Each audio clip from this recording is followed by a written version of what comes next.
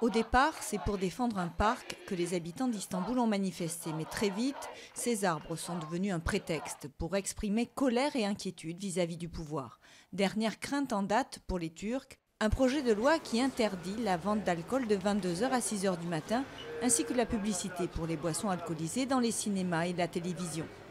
Pour les manifestants de la place Taksim, c'est un signe supplémentaire de l'islamisation rampante de la société et des restrictions des libertés. C'est une restriction très stricte. Nous ne voulons pas de cette règle. Même pour ceux qui ne boivent pas d'alcool, cela va trop loin. Doğan, qui a voté pour le parti du Premier ministre en 2002, en fait une question de principe. Tout ça, du début à la fin, c'est basé sur l'intimidation. Ce qu'on lui dit, c'est « Ok, tu es notre grand frère, notre père ou notre sultan, mais ici, on n'a pas de sultan. Ici, c'est une république. Il y a une chose que l'on connaît tous ici, c'est Atatürk. Oui, Atatürk. »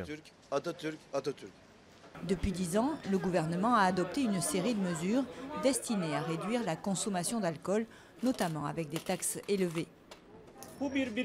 Il s'agit d'une accumulation. C'est un problème parce que nous ne savons pas sur quoi ce genre de restriction de liberté peut déboucher.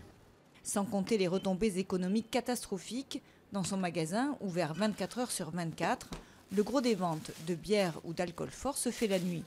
Il se voit déjà devoir se séparer de 4 personnes qui tiennent la boutique jusqu'au petit jour.